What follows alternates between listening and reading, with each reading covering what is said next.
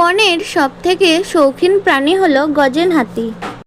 সে নদী থেকে স্নান করে এসে কপালে লাল মাটি দিয়ে টিপ পড়ছে আর কানে একটা বড় জঙ্গল ফুল গুজেছে।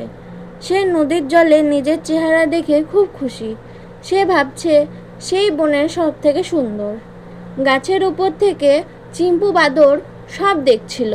চিম্পু একটা পর্যটকের ফেলে যাওয়া ভাঙা মোবাইল ফোন কুড়িয়ে পেয়েছে।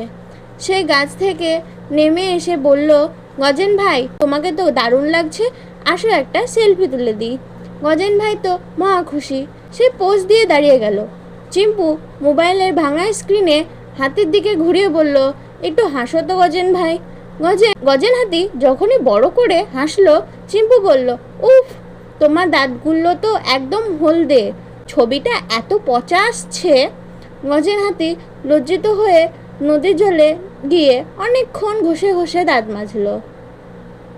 গজেন হাতি যখন ধবধবে সাদা দাঁত বের করে হাসলো, চিম্পু একটা ক্লিক করার শব্দ করলো। তারপর বলল, ছবি হয়ে গেছে, কিন্তু গজেন ভাই, এই ফোনে একটা সমস্যা আছে। ছবিটা তখনই দেখা যাবে যখন তুমি আমাকে এক কাঁদি কলা খাওয়াবে। গজেন হাতি হন্য হয়ে বনে খুঁজে এক কাঁদি পাকা কলা নিয়ে এলো। চিম্পু কলাগুলো খেয়ে পেট ভরে গেল। ফোনটা হাতির হাতে দিয়ে পালিয়ে গেল। গজেন হাতি ফোনের স্ক্রিনে তাকিয়ে দেখলো কিছুই দেখা যাচ্ছে না। আসলে ওটা তো একটা ভাঙা খেলনা ফোন ছিল, যেখানে কোনো ক্যামেরাই নেই।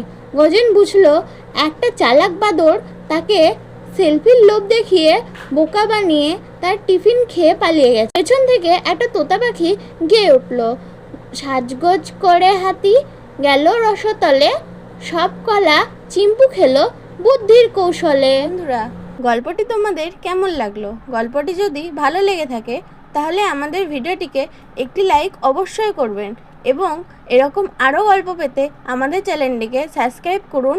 ধন্যবাদ। দেখা হচ্ছে পরবর্তী ভিডিও নিয়ে। আজ আসছি, টাটা।